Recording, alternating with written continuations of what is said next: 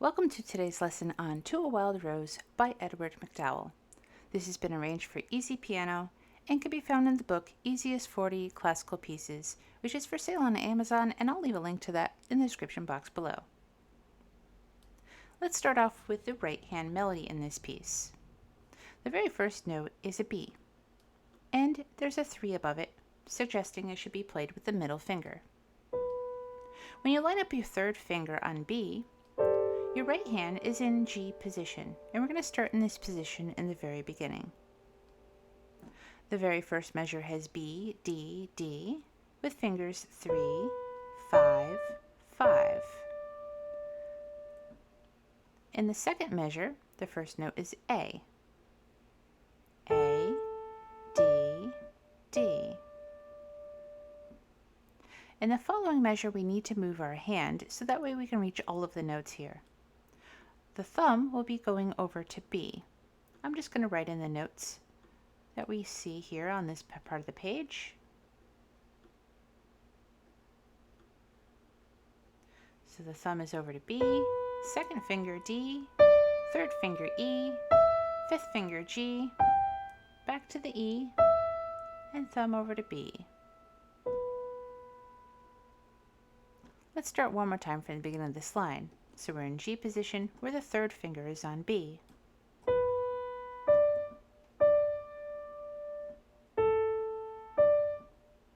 Now bring your thumb over to B, second finger to D.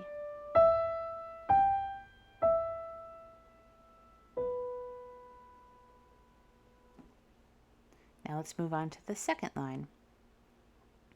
The first note is E, and there's no fingers placed in the notes here, so we're just going to find fingers that work well for this. The E should be started with your thumb. And we're starting E with your thumb because it's the lowest note that we see here. And the highest note that we see is the B from measure 2, and we're just going to reserve that for the fifth finger. So if B is 5, then these A's over here are 4. This F sharp right here would be a 2. The E is a 1. The 4s are with the A's, and the G here has a 3. So lining up your thumb on the E, we have E, A, B, F sharp, E, A, G.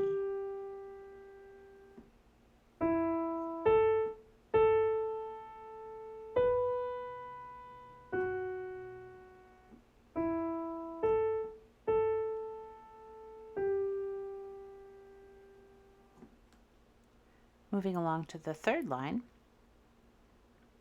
we have notes that are very similar to the beginning once again. It starts off with B. Let's use the same finger we did in the very beginning. So B was a 3, the D's here are 5s. This A we had used 2. And the next measure when we go to B, since it's the lowest of all the notes we have in this area here, we're going to place our thumb on the B. We're just going to keep this the same as before, the way we had our fingers.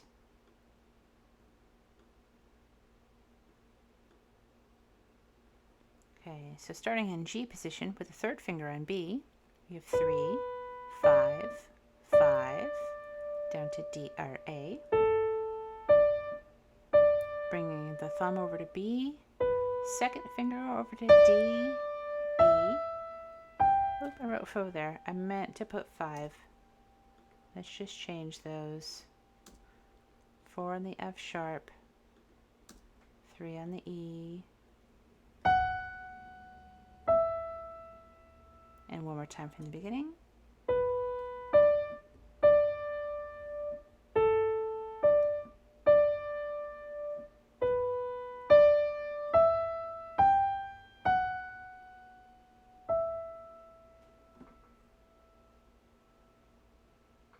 Now we were just playing our fifth finger on the G, so we're just going to keep that the same. So this is the higher G, it's going to be the fifth finger. Let's play the E with a 3, the D with a 2, and this B right here with the thumb.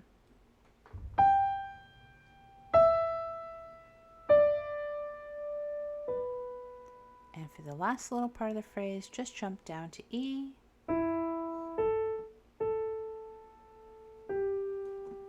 So this E right here would also need the thumb. The A's would be 4s, and the G would be a 3. Now let's go back and play all of the right hand from beginning to end.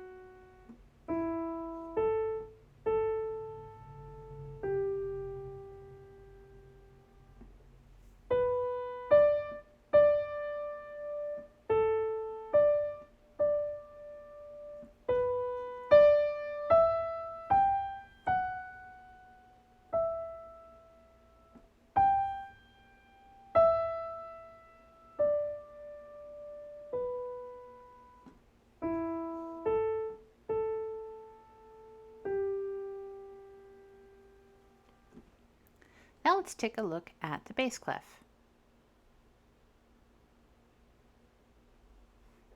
In the very first line, we have 2 G's, an E, and then an A. Before we decide which finger we're going to start on, because it could be a couple of different fingers, like 3 on G or maybe 2 on G, we're going to look ahead to how this plays out in the next line.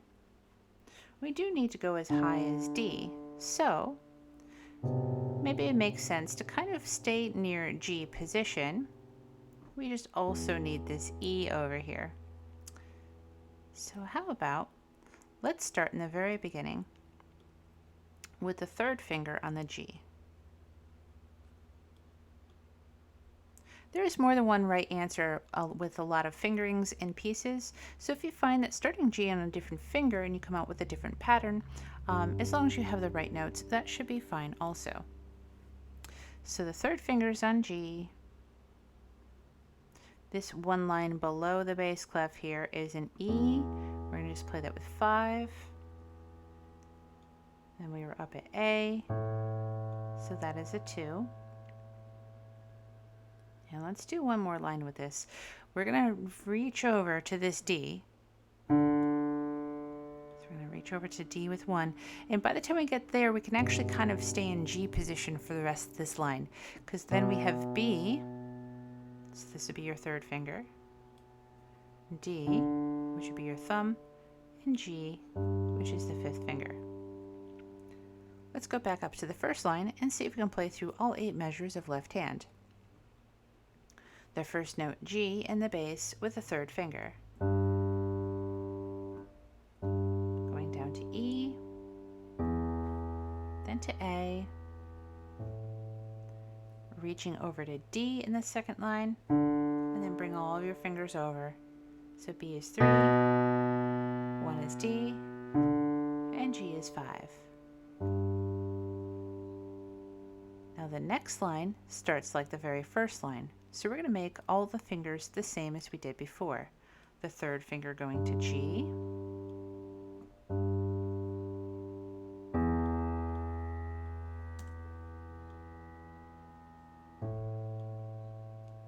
so we have 2 on A right now.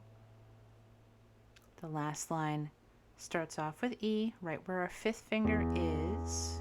Just put an E down there, E, 5. Now, we could play B easily with a thumb, but we have a D in the following measure. So let's play B here with finger 2. So that way you still have your thumb available to play the D over here. And then G can be any finger, but maybe we'll just put 5. So now let's play the 2nd half with the left hand. So starting with the 3rd finger on G,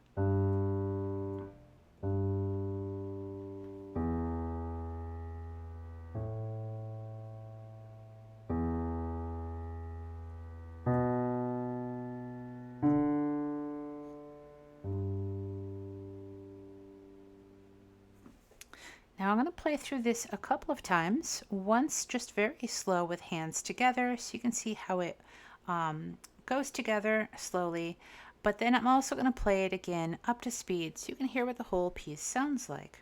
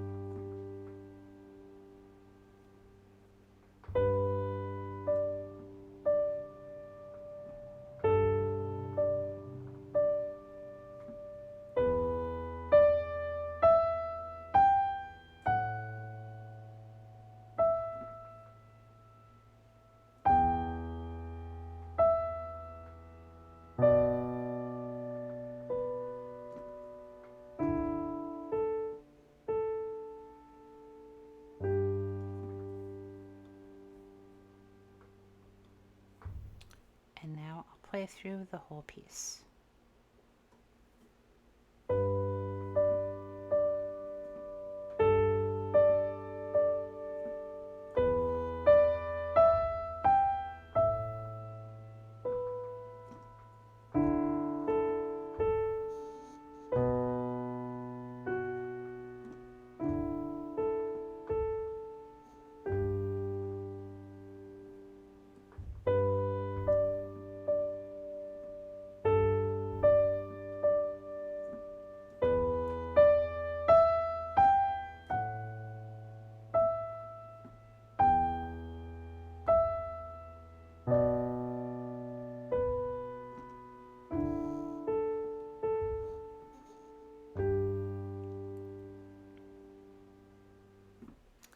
If there's any part of this piece you're having in particular trouble with or need a little extra help with putting this hands together, I am always available for online lessons.